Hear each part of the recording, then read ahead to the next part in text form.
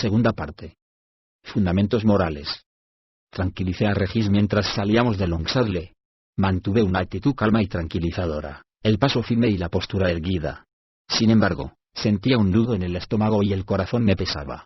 Lo que vi en un pueblo en otro tiempo pacífico me conmovió profundamente. Hacía años que conocía a los Arpel, o creía conocerlos, y me apenaba verlos recorrer un camino que bien podía conducirlos a un nivel de brutalidad autoritaria que habría llenado de orgullo a los magistrados del desdichado carnaval del prisionero de Luskan. No puedo pretender juzgar la inmediatez y perentoriedad de su situación, pero sí puedo lamentar el resultado potencial que reconocí tan claramente. Así pues, me pregunto dónde está la línea entre la necesidad utilitaria y la moralidad. ¿Dónde se cruza esa línea? Y, más importante aún, ¿no se sirve al bien mayor con las victorias menores de las normas morales básicas por las concesiones? Este mundo por el que transito a menudo establece tales distinciones basadas sobre líneas raciales. Dada mi estirpe de elfo oscuro, lo sé y lo comprendo muy bien. Los límites morales se relajan cómodamente en el concepto del otro. Se puede matar impunemente a un orco o a un drow, pero no a un enano, un humano o un elfo. ¿Qué efecto tendría esa seguridad moral a los ojos del rey Obould en el caso de que considerara su curso inesperado? ¿Qué efecto tuvo sobre mí? ¿Somos Obould, o yo mismo, una anomalía, la excepción a una norma apresurada y rápida, o un atisbo de un potencial más amplio? No lo sé. Controlé las palabras y las espadas en Longsadle. Esa no era mi lucha, puesto que yo no tenía ni el tiempo, ni el cargo, ni el poder para imponer una conclusión lógica. Además, Regis y yo no podríamos haber hecho mucho para cambiar las cosas. Con toda su estupidez, los Arpel son una familia de poderosos usuarios de la magia. No pidieron ni el permiso ni la opinión de un elfo oscuro y de un alfín que recorrían un camino muy apartado de su hogar. Fue el pragmatismo, entonces, lo que justificó mi falta de acción, y mis subsiguientes argumentos para tranquilizar a Regis, que tan manifiestamente turbado había quedado por lo que había visto. Puedo mentirle, o al menos ocultar mi auténtica desazón, pero no puedo engañarme. Lo que vi en Longsadle me hirió profundamente, no solo me partió el corazón, sino que hirió mi sensibilidad. También me recordó que no soy más que una persona minúscula en un mundo muy grande. Mantengo en reserva mis esperanzas y mi fe en la bondad general de la familia Arpel. Es una familia buena y generosa, con una moral sólida a falta de sentido común. No puedo creer que esté tan equivocado al confiar en ellos. Sin embargo, casi como respuesta a ese torbellino emocional, me encuentro ahora con que una situación no muy diferente me espera en Luskan, pero desde una perspectiva diametralmente opuesta. Si he de creer en el capitán de Udermont y en ese joven lord de aguas profundas, las autoridades de Luskan han dado un paso muy peligroso.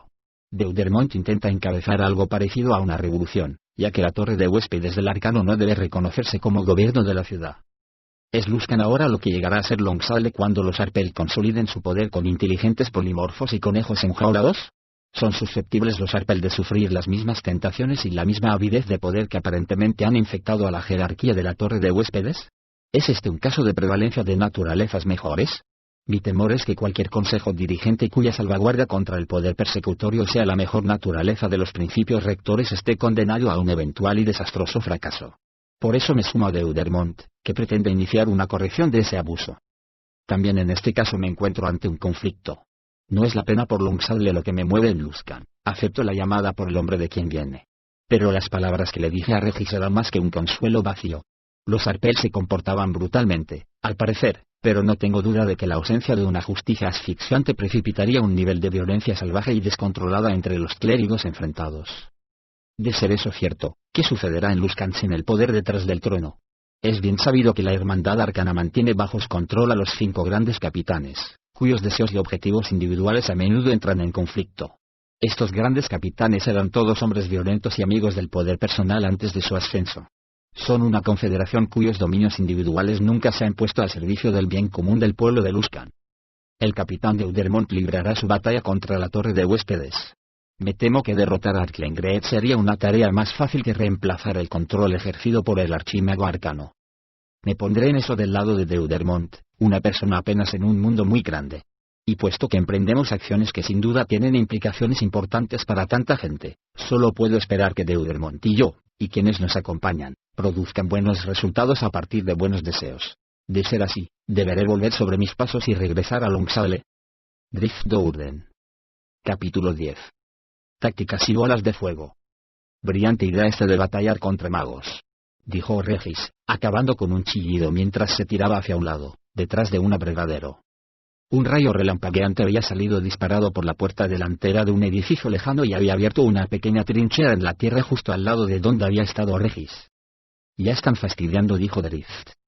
Para subrayar sus palabras, el Drow salió de detrás de un tonel y lanzó con Taurmaril 3 flechas en rápida sucesión. Las 3, que atrasaron el aire silbando como rayos relampagueantes, desaparecieron en la oscuridad de la casa e impactaron ruidosamente contra alguna superficie interior.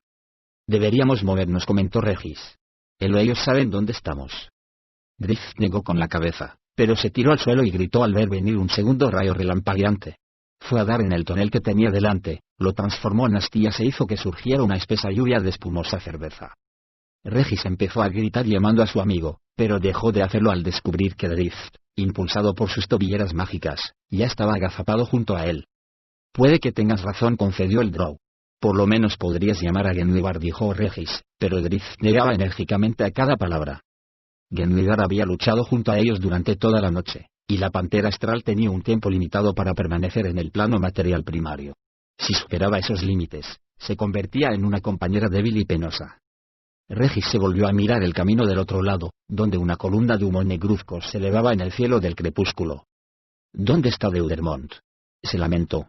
«Combatiendo en el puente de la Cruz del Puerto, tal como habíamos acordado. Alguien debería haber acudido en nuestra ayuda». «Somos exploradores de avanzada», le recordó Drift. «No era nuestro cometido entrar en combate». «Exploradores de avanzada en una batalla que se ha desencadenado demasiado deprisa», subrayó Regis. Apenas el día anterior, Drift y Regis estaban en el camarote de Deudermont en el Duende del Mar. Ninguno de ellos estaba seguro siquiera de que fuera a haber un combate. Pero aparentemente, a lo largo de la tarde, el capitán se había comunicado con uno o más de los grandes capitanes y había recibido una respuesta a la oferta que él y Lord Brambleberry les habían hecho. También habían recibido una respuesta de la torre de huéspedes. De hecho, de no haber sido porque el siempre vigilante Robiard había interceptado la respuesta con una difusión de energías mágicas, el marinero Wyan Micanti habría sido transformado en una rana. Y así empezó todo, repentina y brutalmente, y la guardia luscana, cuya lealtad estaba dividida entre los 5 grandes capitanes, no había hecho ningún movimiento manifiesto para obstaculizar la marcha indirecta de Deudermont. Primero habían ido hacia el norte, pasando por las ruinas de la antigua Irusk y el gran mercado al aire libre de Luskan, hasta la orilla del río Mirar. Cruzar hasta la segunda isla, llamada Cutlass, y asaltar directamente la torre de huéspedes habría sido un movimiento insensato, ya que la Hermandad Arcana había establecido refugios y fortalezas satélite por toda la ciudad. Lo que se proponía Deudermont era reducir el perímetro de influencia de Arklengreet, pero cada paso estaba resultando francamente difícil. «Espero que podamos superar esta demora indeseada», comentó Drift. Regis volvió hacia él el rostro angelical pero preocupado, reconociendo por el tono del Drow que sus palabras eran un recordatorio no demasiado sutil de por qué habían sido detectados por el mago en la casa. Para empezar. «Tenía sed», dijo Regis casi para sus adentros. La respuesta provocó una sonrisa de Drift y una mirada de reojo al barril de cerveza destrozado que había traído tanto al alfil como para hacerlo salir al descubierto. «Las guerras te harán eso», respondió Drift, acabando con otro respingo. Señaló a Regis el suelo que tenía a su lado mientras los atacaban con otro rayo relampagueante, al mismo tiempo que saltaba sobre el abrevadero y sacaba una de las tablas más altas. Cuando el suelo se sacudió debajo de sus pies por la explosión, el agua empezó a derramarse sobre ellos. Regis se apartó hacia un lado, Drift hacia el otro. El Drow quedó apoyado en una rodilla. «Bebe», dijo. Drift se dispuso a usar nuevamente su arco, primero a través de la puerta abierta, después haciendo trizas una ventana de cristal en la planta baja y otra en la segunda, por si acaso. No dejaba de tensar y disparar, mientras su carcaj mágico reponía continuamente su reserva de proyectiles encantados. Sin embargo, de la casa salió un tipo diferente de proyectil, un trío de pequeños impulsos de luz mágica que giraban los unos sobre los otros, curvándose y buscando inequívocamente a Drift. Uno se dividió en el último momento mientras el Drow en retirada trataba inútilmente de esquivarlos. Se dirigió directo al pecho de Regis, le chamuscó el chaleco y lo atravesó con una descarga de energía. Drift recibió los 2 impactos restantes con una mueca y un gruñido, y se volvió para lanzar una flecha hacia la ventana desde la cual habían partido los proyectiles. Al soltar la flecha, estudió su camino hasta la casa, buscando protecciones contra la persistente andanada mágica. Lanzó otra flecha que hizo impacto en el marco de la puerta y explotó en una extraordinaria lluvia de chispas. Utilizándolas como cobertura, el Drow salió a la carrera. Describió una trayectoria oblicua hacia el lado derecho de la casa, donde un grupo de barriles le ofrecían refugio.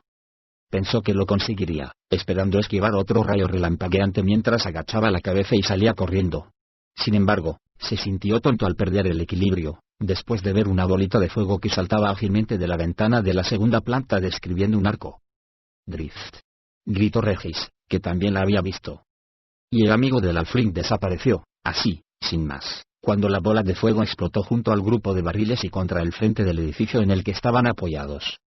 El duende del mar luchaba denodadamente contra la corriente en la desembocadura del río Midar. Alguno que otro rayo relampagueante salía a su encuentro desde la orilla septentrional, donde un grupo de magos de la Torre de Huéspedes luchaba desesperadamente para mantener a raya las fuerzas de Brambleberry en el tramo norte, más largo, de la Cruz del Puerto, el puente más occidental sobre el Midar.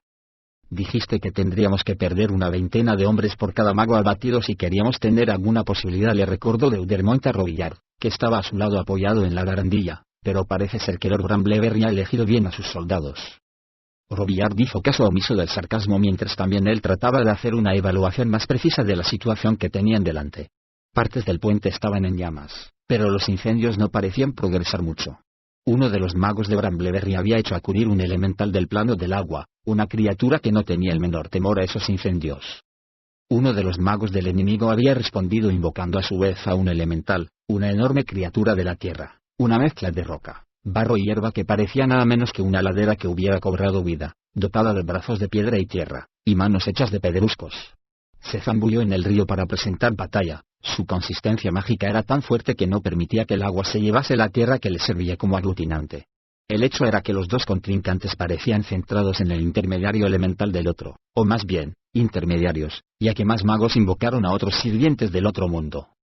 Una trompeta sonó en el extremo meridional de la Cruz del Puerto, desde la Isla de Sangre, y de la posición de Brambleberry llegó una hueste de jinetes, todos ellos vestidos con relucientes armaduras, con los estandartes ondeando al viento y las puntas de sus lanzas brillando bajo el sol matutino. «Idiotas», musitó Robillard, meneando la cabeza mientras cargaban sobre el ancho puente. «Más duro a babor», le gritó Deudermont a su tripulación, reconociendo, como lo había hecho Robillard, que los hombres de Brambleberry necesitaban apoyo. El duende del mar gruñó a causa del esfuerzo por avanzar mientras las aguas del río rompían contra sus costados y amenazaban con empujarlo hacia una de las enormes rocas que salpicaban las orillas del Midar. No podía mantener su posición, por supuesto, pero tampoco lo necesitaba. El equipo de la catapulta lanzó una feroz descarga que atravesó el aire casi de inmediato. Una andanada de rayos relampagueantes, rematados por una bola de fuego, golpeó contra el puente, y los jinetes desaparecieron en medio de una nube de humo, llamas y destellos cegadores. Cuando volvieron a emerger, un número un poco más reducido, vapuleado y aparentemente mucho menos aguerrido y orgulloso volvía sobre sus pasos. No obstante, cualquier sensación victoriosa que pudieran sentir los magos de la Torre de Huéspedes fue bastante efímera, ya que el disparo del duende del mar impactó en el costado de una de las estructuras que les servían de protección, uno de los varios recintos que habían sido identificados como refugios secretos de la Hermandad Arcana. El edificio de madera se incendió y los magos corrieron a ponerse a salvo. Los hombres de Brambleberry volvieron a cargar a través del puente. «Lucha contra la corriente», pidió Deudermont a su tripulación mientras su barco gruñía tratando de mantener el ángulo, cosa que apenas conseguía. Una segunda bola de pez salió volando, y aunque se quedó corta, impactó contra las barricadas usadas por el enemigo, lo que produjo más humo, más gritos y más confusión. A Deudermont se le pusieron blancos los nudillos de tanto apretar la barandilla, maldiciendo al ver que los vientos y la marea no le eran nada favorables. Si al menos hubiese sido posible avanzar hasta que sus arqueros los hubieran tenido a tiro, rápidamente podría haber cambiado el rumbo de la batalla. El capitán hizo una mueca, y Robillard respondió con una risita divertida, aunque impotente, mientras la avanzada del asalto de Brambleberry se enfrentaba a una corriente de magia de evocación. Proyectiles de energía reluciente, rayos relampagueantes y un par de bolas de fuego les salieron al encuentro y derribaron a los hombres al suelo o los arrojaron del puente, que se sacudía bajo los golpes atronadores del elemental de tierra. «Limitaos a acercarlo a la escollera y desembarca», gritaba el capitán. Y mirando a Robillard, añadió: «Levántalo». «Querías mantener el factor sorpresa», replicó el mago. «No podemos perder esta batalla», dijo Deudermont, «no de esta manera. Brambleberry tiene a la vista la guarnición luscana, y está observando atentamente, sin saber dónde incorporarse. Y el joven lord tiene la Torre de Huéspedes a su espalda, lista para participar en la contienda. Tiene 2 puentes asegurados, y los caminos que rodean las ruinas de Eyuscle», recordó Robillard al capitán. «Y un mercado lleno de gente como amortiguador». Los magos de la torre de huéspedes no necesitan cruzar al continente. Pueden atacarlo desde el extremo septentrional de Closeward. No están en Closeward, arguyó Robillard. Los hombres del gran capitán Kurt bloquean los puentes al este y el oeste. No sabemos que los hombres de Kurt hayan tratado siquiera de retrasar a los magos, replicó obcecadamente Deudermont. No ha manifestado su lealtad. El mago se encogió de hombros, lanzó otro de sus frecuentes suspiros, se puso de cara a la orilla norte y empezó a canturrear y a agitar los brazos. Reconociendo que la torre de huéspedes mantenía varias casas francas en el distrito norte, Robillard y algunos hombres de Brambleberry habían instalado una escollera justo por debajo de las olas, pero lo bastante internada en el río como para que el duende del mar se refugiara junto a ella. Cuando Robillard activó los detectores de conjuros que había instalado en el puente, los soportes frontales de la improvisada escollera se elevaron de las oscuras aguas, guiando al timonel. A pesar de todo, el duende del mar no habría sido capaz de virar lo suficiente para arrimarse a ella, pero otra vez Robillard ofreció la respuesta. Chasqueó los dedos y se impulsó a través de una puerta dimensional a su puesto habitual sobre la cubierta elevada detrás de la vela mayor. Echó mano de su anillo, primero para desatar ráfagas de viento que ayudaran a hinchar las velas, y luego para comunicarse con su propio elemental del plano de agua. El duende del mar se sacudió y el río golpeó a su vez contra su costado de estribor. El elemental se colocó del lado de babor y empujó con su fuerza sobrenatural. La tripulación encargada de la catapulta lanzó un tercer proyectil, al que siguió de inmediato un cuarto. Sobre el puente, las fuerzas de Brambleberry trataban de abrirse paso contra la andanada mágica, y la vanguardia consiguió atravesarla justo cuando el duende del mar se deslizó detrás del muelle secreto, sumergido 100 metros río abajo. Las pasarelas se extendieron detrás de las amarras, y la tripulación trepó a la barandilla sin pérdida de tiempo. Robillard cerró los ojos, confiando plenamente en su conjuro de detección, y trató de percibir el objetivo mágico. Con los ojos cerrados, el mago soltó una línea de relámpagos al agua justo por delante de los postes delanteros de la escollera. Su disparo resultó preciso y consiguió cortar la cadena que sujetaba la escollera. Sostenida por una sucesión de barriles vacíos, liberada de sus amarras, la escollera se elevó y rompió la superficie del agua con un gran chapoteo. La tripulación saltó fuera. «Ahora lo tenemos», gritó Deudermont. Sin embargo, apenas había terminado de decirlo cuando río arriba se oyó un gran golpe, y un tramo del puente de la cruz del puerto, que tenía un siglo de antigüedad, cayó al agua. «De vuelta a sus puestos», gritó Deudermont a los miembros de la tripulación que todavía estaban a bordo. Sin embargo, los capitanes corrieron hasta la pasarela más próxima y saltaron por la barandilla. No estaban dispuestos a desamparar a sus hombres, que ya habían abandonado el barco. «Girar a babor. A babor», gritó para que el barco escapara. «Por los malditos demonios», maldijo Robillard. Tan pronto como Deudermont llegó corriendo a la escollera, el mago dio orden a su elemental de soltar el barco y de deslizarse debajo de él para recoger los restos a la deriva. A continuación, ayudó a liberar el duende del mar sacando una varita y lanzando una línea de relámpagos contra la pesada amarra que trataba de impulsarlo hacia adelante. La cortó limpiamente. Mientras que a popa la tripulación empezaba apenas a cortar la segunda y pesada amarra, el barco viró violentamente hacia la izquierda, y un par de desafortunados marineros salieron despedidos por encima de la barandilla y cayeron a las frías aguas del Mirar. Farfullando juramentos, el mago se lanzó como un rayo hacia el coronamiento y cortó la segunda amarra con una descarga mágica. Los primeros trozos del tramo de puente destrozado amenazaban con caérseles encima, pero el elemental de Robillard los desvió y solo unos cuantos consiguieron atravesar la barrera, amenazando con alcanzar al duende del mar, que volaba hacia el puerto. Robillard ordenó a su elemental que lo empujara con rapidez. Dio un suspiro de alivio cuando vio a su amigo Deudermont salir de la improvisada escollera, justo antes de que un gran trozo del puente caído golpease contra ella, destrozara su maderamen y la transformara en un resto más. Barriles y planchas del muelle fueron a engrosar los fragmentos flotantes. Robillard tuvo que quedarse con el barco, al menos el tiempo suficiente como para que el monstruo invocado ayudara al duende del mar a ponerse a salvo fuera de la desembocadura del río y entrara en aguas más calmas. No obstante, en ningún momento apartó la vista de Deudermont, pensando que su queridísimo amigo estaba condenado, atrapado como había quedado en la ribera septentrional con apenas una fracción de las fuerzas de Brambleberry como apoyo y una hueste de furiosos magos atacándolos. Drift la vio venir. Era una pequeña bola de fuego, seductora como la luz de una vela, suave y benigna. Pero sabía que era engañosa, y también sabía que no tenía esperanzas de escapar a su onda expansiva, de modo que echó los hombros hacia atrás con violencia y disparó los pies hacia adelante. Ni siquiera trató de frenar el golpe cuando cayó pesadamente de espaldas. Incluso se resistió a la tentación de echar los brazos hacia afuera para mitigar un poco la caída, y en lugar de eso se envolvió con ellos la cara, asiendo con las manos su capa para envolverse con ella. A pesar de estar cubierto con la ropa húmeda y la capa, la oscuridad se desvaneció cuando la bola de fuego explotó, y unas llamas ardientes encendieron un montón de fuegos diminutos en su cuerpo. Por fortuna, solo duró un instante, y desapareció tan rápidamente como se había materializado. Drift sabía que no podía vacilar, ya que el mago volvería a atacarlo en cuestión de segundos, o si había otro mago dentro de la casa, era posible que ya hubiese una nueva bola de fuego en camino. Rodó de lado, apartándose de su enemigo, para sofocar los pequeños fuegos que le bailaban sobre la capa y las ropas, e incluso dejó la humeante capa en el suelo cuando se puso de pie de un salto. Otra vez corrió Drift hacia afuera, inclinándose hacia adelante, pendiente solo de su objetivo, un grupo apretado de abedules. Se tiró de cabeza, dio una voltereta y terminó sentado y mirando hacia arriba, a la espera de otra descarga. No sucedió nada. Gradualmente, Drift se fue enderezando y se volvió hacia donde estaba Regis, al que vio todavía encogido y en el suelo, lleno de barro, detrás del dañado abrevadero. Con sus pequeñas manos, Regis dibujó las letras del alfabeto silencioso de los Drow, transmitiendo aproximadamente la pregunta. ¿Se ha ido?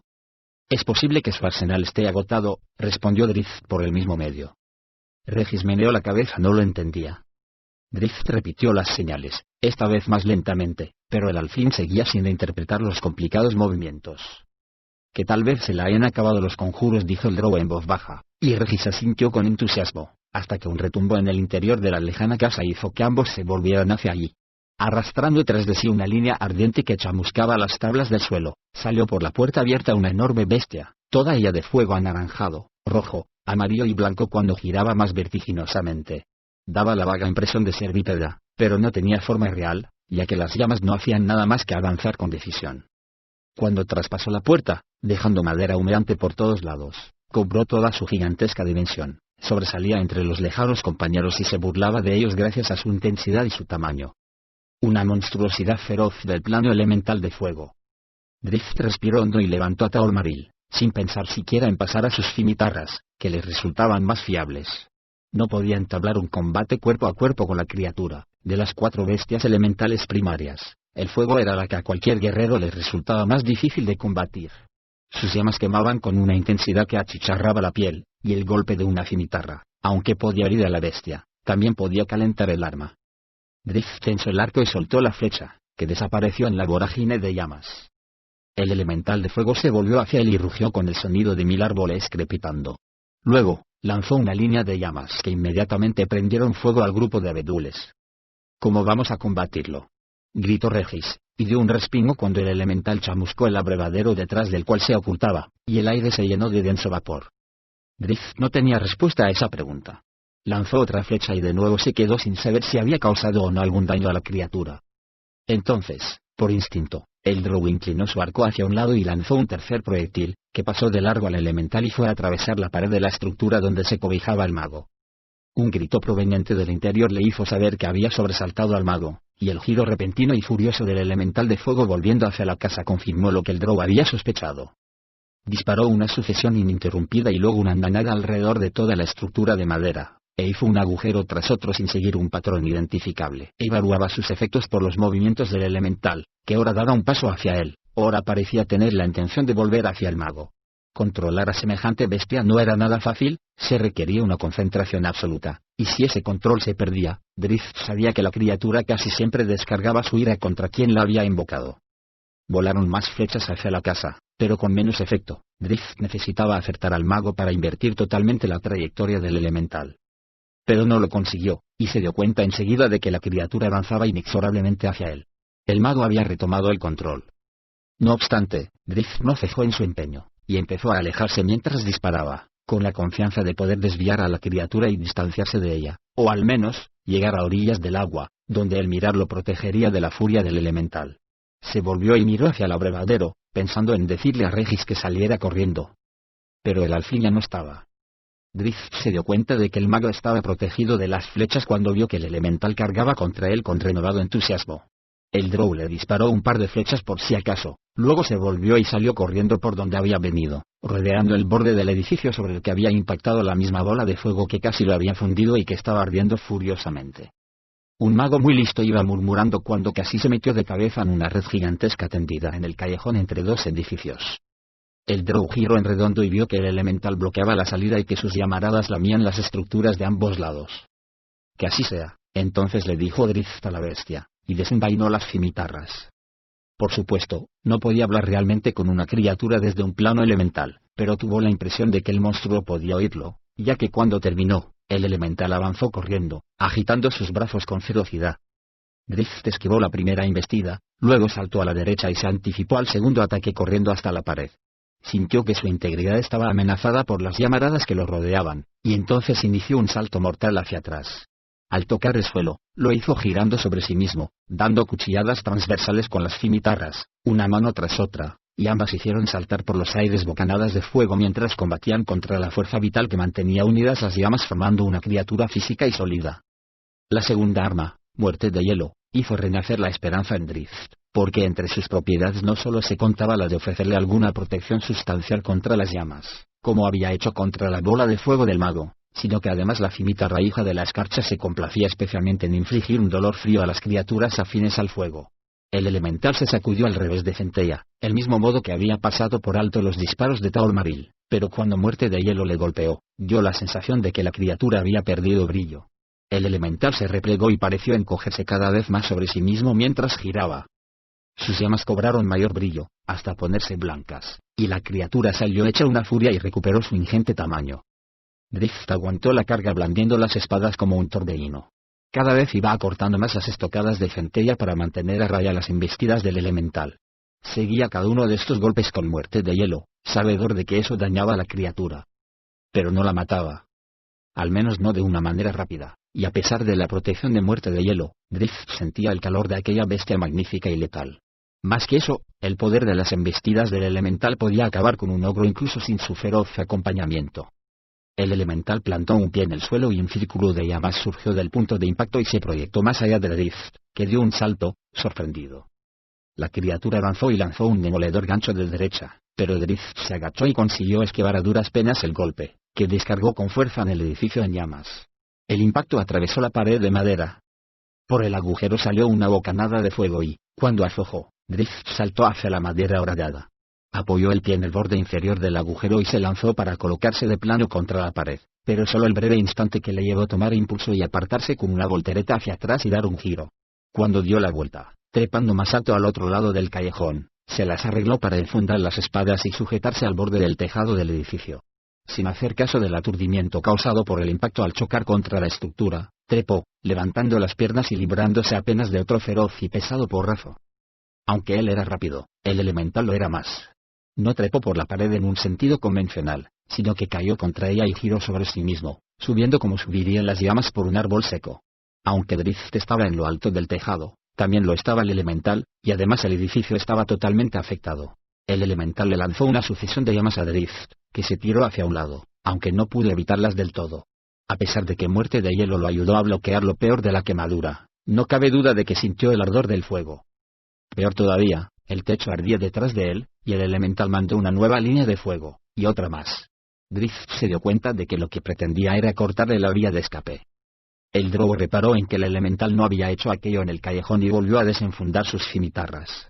La criatura era lo bastante lista como para reconocer una red, y sabía que un asalto semejante liberaría a su presa. No era tonta. Fantástico, dijo Drizzt para sí mismo.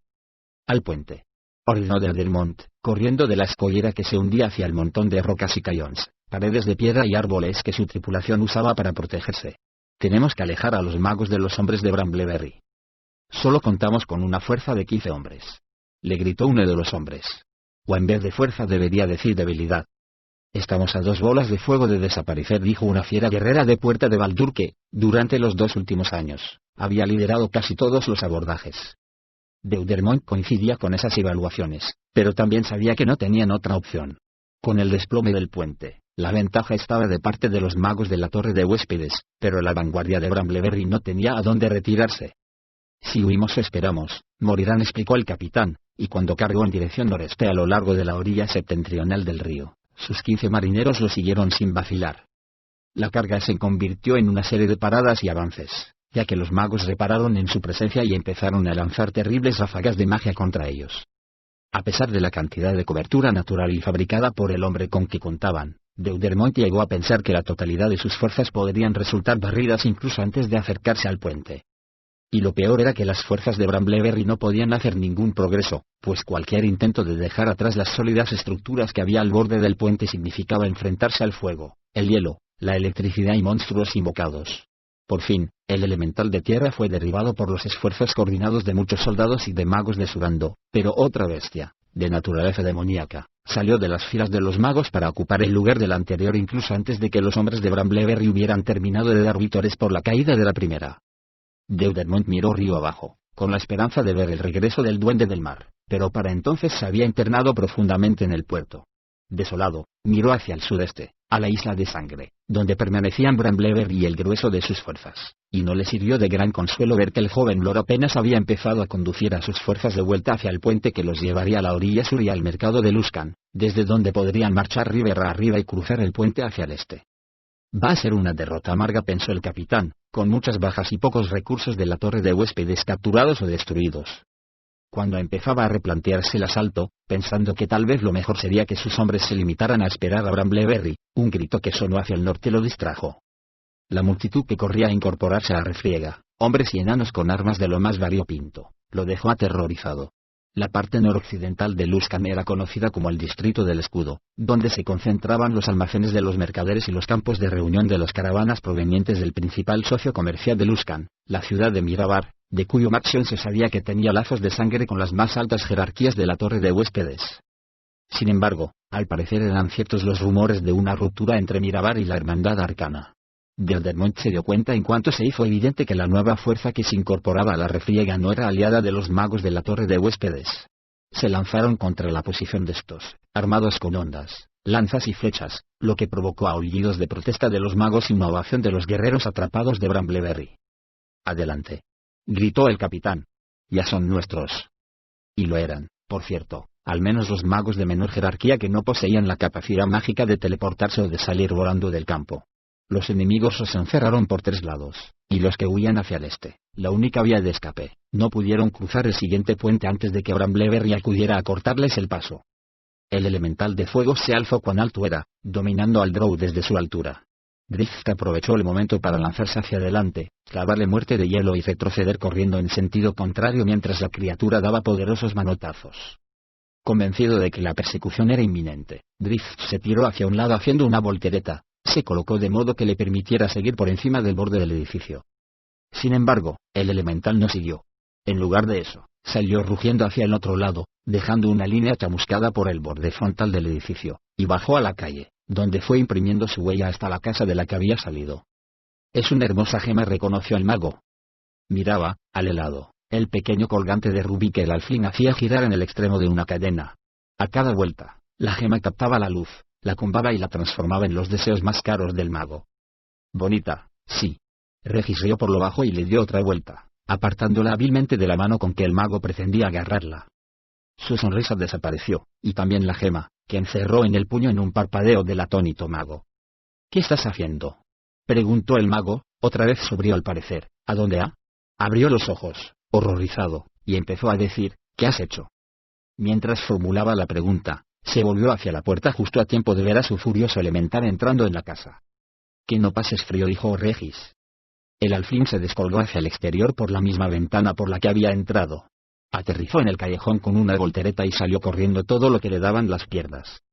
Por todas las ventanas de la casa asomaban bocanadas de fuego, y también entre los tablones de madera. Regis estaba otra vez en la calle. Drift, con los hombros y el pelo humeantes, salió por la puerta frontal de la casa, por detrás del maltrecho abrevadero.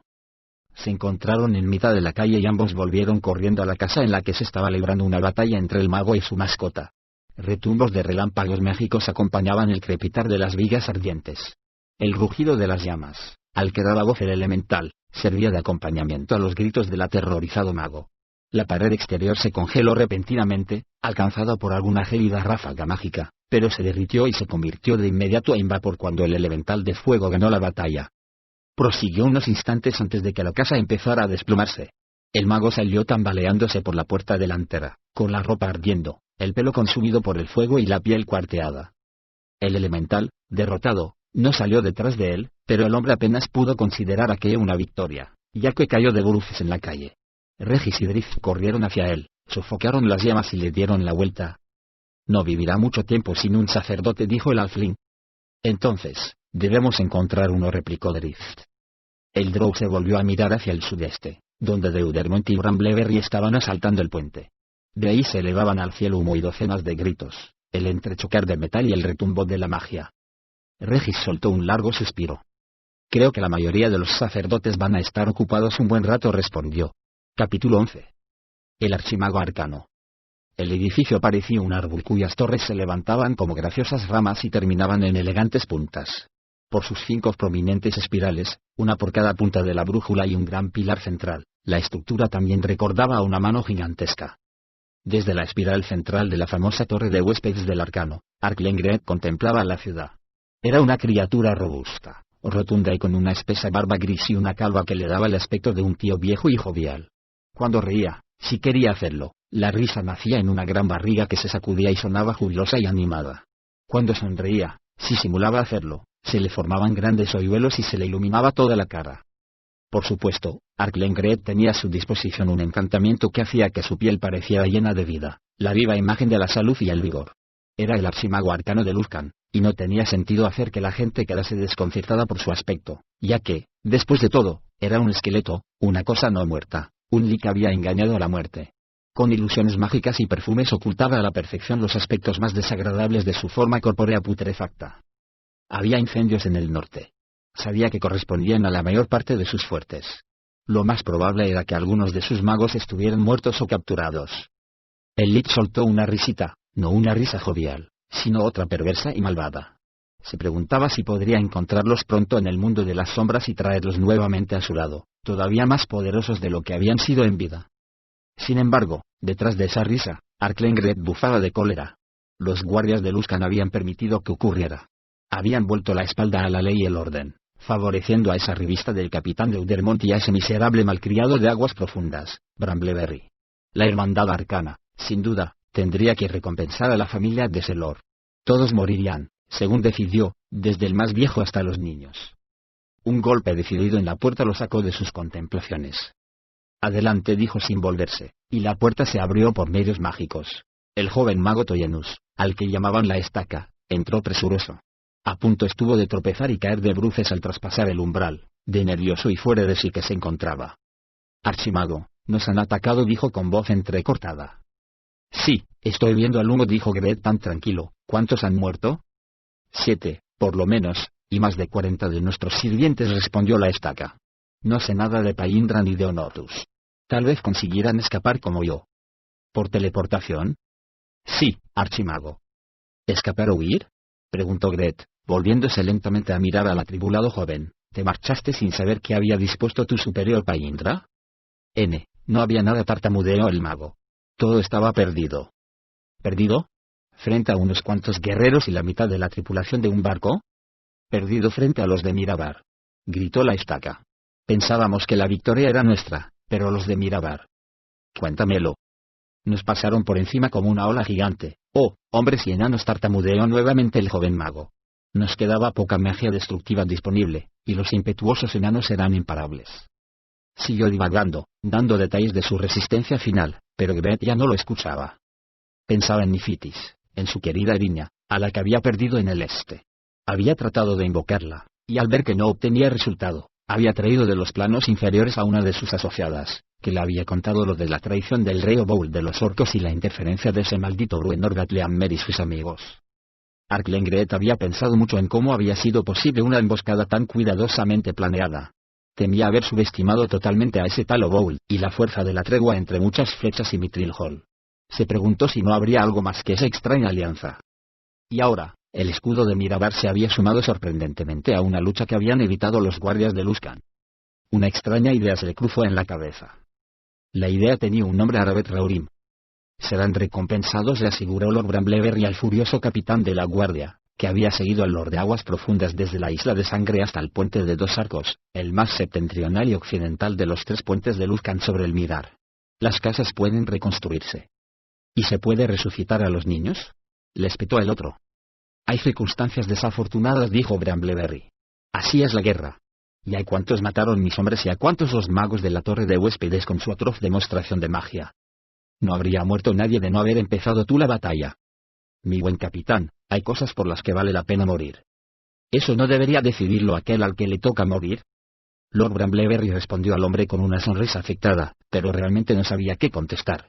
No lo complacían las bajas que se habían producido en torno al puente de la Cruz del Puerto.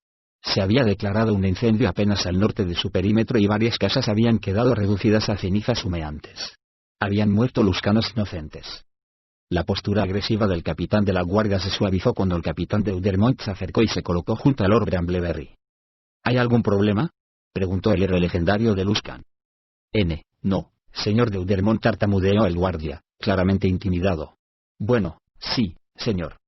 Te duele ver el humo sobre tu ciudad, hijo de Udermont. A mí también me destroza el corazón, pero es preciso abrir la manzana para sacar el bicho. Alégrate de que la torre de huéspedes esté en una isla aparte. Sí, señor de Udermont. El capitán de la guardia dedicó una mirada seca a Lord Brambleberry y luego se volvió bruscamente y se marchó a sumarse a las labores de rescate que estaban realizando sus hombres en el sitio donde había tenido lugar la batalla. Su resistencia ha sido menos feroz de lo que yo había temido, le dijo Brambleberry a de Udermont. La reputación de que gozas aquí nos pone las cosas más fáciles. La lucha acaba de comenzar, le recordó el capitán. En cuanto los hayamos obligado a retirarse a la torre de huéspedes, todo será más rápido, dijo Brambleberry. Son magos. No los disuadirán unas filas de hombres. Nos pasaremos toda la guerra mirando por encima del hombro. Entonces, hagamos que sea corta, dijo con avidez el noble de aguas profundas, antes de que acabe con tortícolis.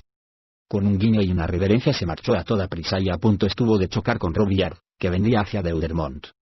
Paindra está entre los muertos, y es una pérdida nada desdeñable para la torre de huéspedes, y todavía mayor para Arklengret en personal, ya que todos sabían que él era ferozmente leal, informó Robillard, y nuestro explorador de cuestionable linaje.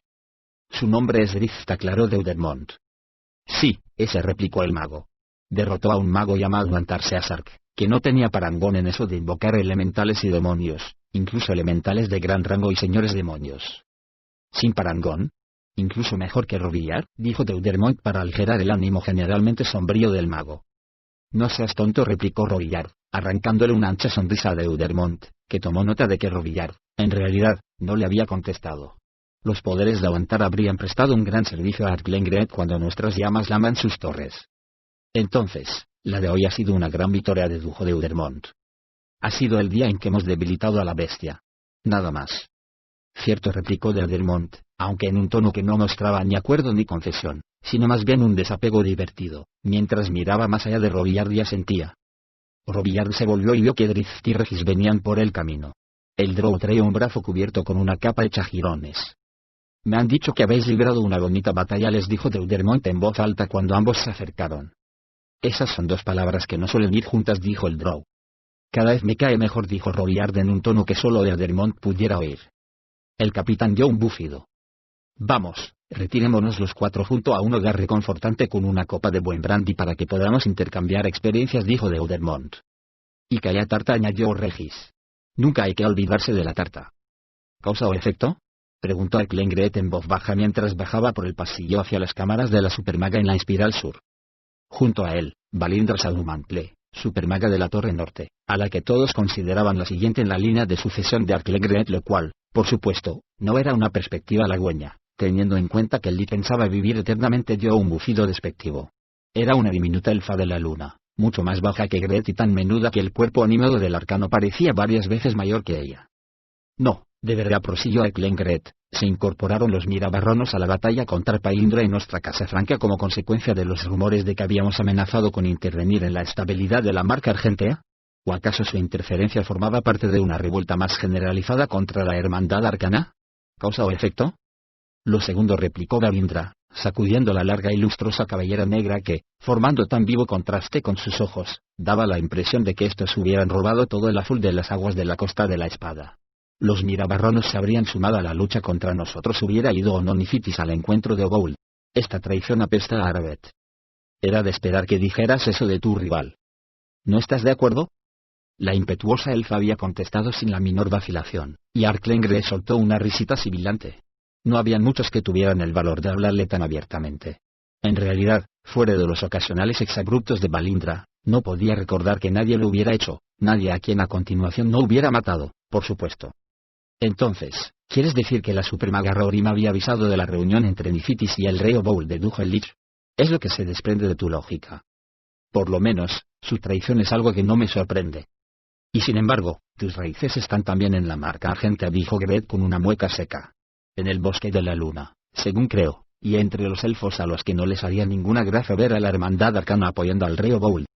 Una razón más para convencerte de que yo no te traicioné, dijo Balindra. Jamás he ocultado lo que siento por mi pueblo. Además fui yo la primera que te sugirió la conveniencia de que la hermandad arcana hiciera su apuesta sobre las fértiles tierras del norte. Tal vez solo para que después pudieras hacer que fracasara y debilitar mi posición, dijo Gret. Y eso después de haberte ganado mi favor con tu consejo de que ampliara mi área de influencia.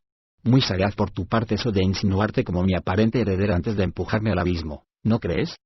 Balindra se paró en seco, y Arklengret tuvo que volverse para mirarla. Estaba ahí de pie con una mano en la cadera y la otra caída al lado del cuerpo, y su expresión no tenía nada de divertida. El Lich rió con ganas. ¿Te ofende que te considere capaz de maniobras tan retorcidas? Pues si la mitad de lo que he dicho fuera cierto, serías una digna adversaria de los propios elfos oscuros. Solo pretendía hacerte un cumplido, chica. La mitad es cierto, replicó Balindra, pero yo no sería tan lista como para desear algún bien a la marca argentea ni a los necios indignos del bosque de la luna. Si sintiese algún afecto por mi tierra natal, podría tomar tus palabras como un cumplido, aunque insisto en que habría tramado algo un poco menos transparente que el complot de que me acusas. No me produce ningún placer la pérdida de Nifitis ni el revés sufrido por la hermandad arcana. Arklengret dejó de sonreír ante la animadversión que trasuntaban las palabras de la elfa de la luna y asintió con gesto sombrío. Entonces, Arabeth Raorin dijo. Ella es la causa de este efecto costoso y preocupante. Su corazón siempre ha estado con Mirabar, dijo Balindra. Y entre dientes añadió esa tipeja miserable. Arklengret, que ya le había vuelto la espalda y se dirigía hacia la puerta de la torre sur, volvió a sonreír al oír eso. Pronunció un rápido encantamiento e hizo con la mano un movimiento ondulante hacia la puerta. Se oyó el chasquido de los cerrojos, y una especie de susurro surgió de los alrededores del portal. Por fin, la pesada barra que había detrás de la puerta cayó con estruendo, y el portal se abrió hacia los dos magos y dejó ver al otro lado una habitación oscura. El archimago arcano contempló el negro vacío unos instantes, antes de volverse a mirar a la elfa, que caminaba a su lado. ¿Dónde están los guardias?, preguntó la supermaga de la torre norte. Arklengret alzó un puño por delante de su cara e hizo surgir en torno a él un globo color púrpura de llamas relucientes. Con esa antorcha de fuego mágico por delante, entró en la torre. Los dos fueron subiendo, habitación por habitación. El obstinado y confiado Lich no hacía caso de las constantes observaciones de Balindra sobre la conveniencia de ir a buscar una escolta de magos de batalla. El archimago arcano susurraba un encantamiento bajo cada antorcha que encontraba a su paso, para que una vez que él y Balindra hubieran salido de la habitación, las antorchas encantadas se encendieran detrás de ellos. Poco después se encontraron ante la puerta de los aposentos privados de Arabeth, y ahí el Lich hizo una pausa para considerar lo que habían visto o no. ¿Has observado la falta de algo?, le preguntó a su acompañante. De gente, respondió Balindra con tono cortante. Arklengret hizo una mueca ante semejante obviedad. Pergaminos, explicó. Y varitas, está casi cualquier otro tipo de artilugios mágicos. Ni un solo libro de conjuros. ¿Y eso qué significa?, preguntó Balindra, cuya curiosidad al parecer se había despertado. Que la cámara que hay detrás de esa puerta también está desierta, dijo Gret. Que nuestras suposiciones sobre Arabeth parecen ciertas, y que ella estaba al corriente de que nosotros lo sabíamos. Acabó con una mueca y se volvió hacia la puerta de Arabeth. Hizo un enérgico movimiento con la mano mientras completaba otro conjuro, un conjuro que, con su acción reforzada, obligó a que la puerta se abriera de par en par a pesar de sus múltiples cerrojos. Al otro lado, solo había oscuridad. Con un gruñido, Balindra intentó adelantarse a Gret y entrar en la habitación, pero el archimago arcano la retuvo con su poder sobrenatural. Ella quiso protestar, pero Gret se llevó el índice de la mano libre a los labios volviendo a hacer uso del poder de dominio sobrenatural, con lo cual silenció a la mujer con la fuerza de una mordaza. Volvió a fijar la vista en la oscuridad, igual que Balindra, pero esa vez la negrura no era tan absoluta como antes. A lo lejos y a la izquierda, se veía una luz suave, y una vocecilla atenuó la sensación de vacío. Arklengret entró decidido, con Balindra pisándole los talones. Formuló un conjuro de detección y lentamente fue buscando glifos y otras custodias letales. Sin embargo, aligeró el paso al darse cuenta de que la fuente de luz era una bola de cristal apoyada en una mesa pequeña y al reconocer la voz de Arabeth Raorim. El Lich se dirigió a la mesa y miró a la cara a la supermaga desaparecida. ¿Qué está haciendo fuera de? Empezó a preguntar Valindra cuando también ella reconoció a Aravet. No obstante, Arklengreet hizo un gesto con la mano y emitió un gruñido, de modo que las palabras se le atragantaron con tal fuerza que Valindra retrocedió, ahogándose. Bien hallada, Aravet, le dijo el Lich a la bola de cristal. No me has informado de que tú y tus magos asociados fuerais a marcharos de la torre de huéspedes. No sabía que un supermago necesitase tu permiso para abandonar la torre, replicó Aravet. Sin embargo, dejaste una bola de escudriñamiento activa para saludar a cualquier visitante, replicó Gret, ¿y quién sino yo se atrevería a entrar en tus aposentos sin permiso? Puede que se haya dado ese permiso a otros. Arklengreet hizo una pausa para considerar el malicioso comentario que parecía encerrar una velada amenaza de que Aravet tenía conspiradores aliados dentro de la torre de huéspedes. Hay un ejército preparado contra ti, continuó Aravet. Contra nosotros, querrás decir. La mujer de la bola de cristal hizo una pausa y ni siquiera parpadeó. El capitán de Udermont está al frente, y eso no es ninguna tontería. Con solo pensarlo me echo a temblar, replicó Arklengreet. Es un héroe de Luskan. Todos los conocen, le advirtió Aravet. Los grandes capitanes no se opondrán a él. Bien, entonces no se interpondrán en mi camino, dijo el Lich. Te ruego que me expliques, hija de Mirabar, cómo es que en estos tiempos de tribulaciones para la torre de huéspedes uno de mis supermagos no está a mi disposición. El mundo que nos rodea está cambiando, dijo Aravet. Arklengreet percibió que estaba un poco conmocionada, como si la realidad de su elección se abriera como un abismo ante ella. Por esperada que fuera esa eventualidad, la duda hacía estragos en su arrogante seguridad. De Udermont ha llegado con un noble de aguas profundas y con un ejército entrenado específicamente en tácticas para combatir contra magos. Sabes mucho de ellos. Siempre me gustó aprender. Y no siempre te has dirigido a mí por mi título, Supermaga Raurim. Ni una sola vez me has llamado Archimago Arcano. ¿Qué debo deducir de tu falta de protocolo y de respeto, por no hablar de tu notable ausencia en este momento de tribulaciones? En el rostro de la mujer apareció una expresión austera. Traidora, dijo Valindra, que por fin había recuperado su voz mágicamente amortiguada. Nos ha traicionado. Arklengreet miró a la perspicaz elfa con condescendencia. Dime, pues, hija de Mirabar, dijo el archimago arcano, aparentemente divertido, ¿has huido de la ciudad? ¿O es que tienes intención de ponerte del lado del capitán de Udermont? Al terminar, cerró los ojos y envió algo más que sus pensamientos a su voz al interior de la bola de cristal. Envió una parte de su esencia vital, de su mismísimo ser, el poder no muerto y eterno que había impedido que Arklengreet penetrara en el mundo infernal. Elijo la autopreservación, cualquier camino que... Aravet se interrumpió e hizo una mueca, después tosió y sacudió la cabeza. Dio la sensación de que iba a caerse, pero el ataque pasó, se estabilizó y miró a su antiguo amo. La bola de cristal se puso negra. Escapará, la muy cobarde, dijo Valindra, pero nunca podrá esconderse. Arklengreet la asió por un brazo y tiró de ella, sacándola rápidamente de la habitación. Forma fantasmal, enseguida. Fue su instrucción, y lanzó el encantamiento sobre sí mismo. El cuerpo de Arklengreet se aplanó hasta adoptar una forma bidimensional, se deslizó por una grieta de la pared, luego a través del suelo, como una exhalación, y en una línea casi recta volvió a la sección principal de la torre de huéspedes con Valindra, tan aplanada como él, pegada a sus telones. Y no les sobró nada de tiempo, como comprobaron cuando salieron por una rendija de la sala de audiencias principal de la torre. Justo en ese momento la torre sur fue sacudida por una feroz explosión. La muy bruja. Gruñó Valindra. Una bruja impresionante, dijo Greet. A su alrededor, otros magos se tambaleaban y empezaron a oírse gritos que advertían del fuego en la torre sur. Invocado a vuestros amigos acuosos, les dijo Arklengreet a todos sin perder la calma, casi divertido, como si realmente estuviera disfrutando del espectáculo. Puede que por fin haya encontrado un reto que valga la pena en ese tal de Udermont y en los aliados a los que ha inspirado, le dijo a Valindra, que lo miraba con expresión de total incredulidad. Aravet Raurim sigue en la ciudad, continuó el Lich. En la sección septentrional, con el escudo de Mirabar. He podido verlo a través de sus ojos, aunque brevemente le explicó cuando Valindra se disponía a hacerle la pregunta obvia. También he visto su corazón. Está decidida a luchar contra nosotros. Ha reunido a un número impresionante de nuestros acólitos menores a su alrededor. Realmente me hiere la falta de lealtad de todos ellos. Archimago arcano, me temo que no lo entiendes, dijo Valindra. Ese capitán de Udermont no es alguien a quien pueda tomarse. No me digas cómo debo tomarlo, le gritó a la cara Arklengreet. Sus ojos se abrieron mucho y de ellos salieron destellos interiores provenientes directamente de los 9 infiernos. Antes de que esto acabe, me lo voy a comer asado o crudo. A mí me toca decidirlo, a nadie más. Ahora ve y supervisa la lucha en la Torre Sur. Me aburres con tus advertencias. Nos han lanzado un desafío, Valindra Sadumantle. ¿No vas a enfrentarte a él?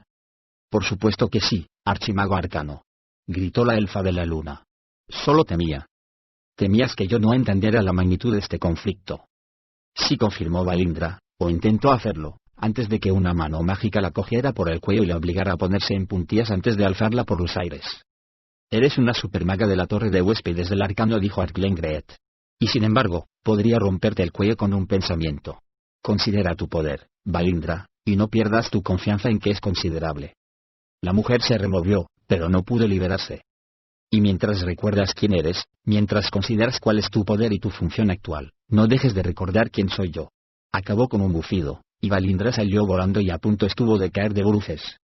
Tras echar una última mirada al archimago arcano, que se quedó refunfuñando, Valindra corrió hacia la Torre Sur.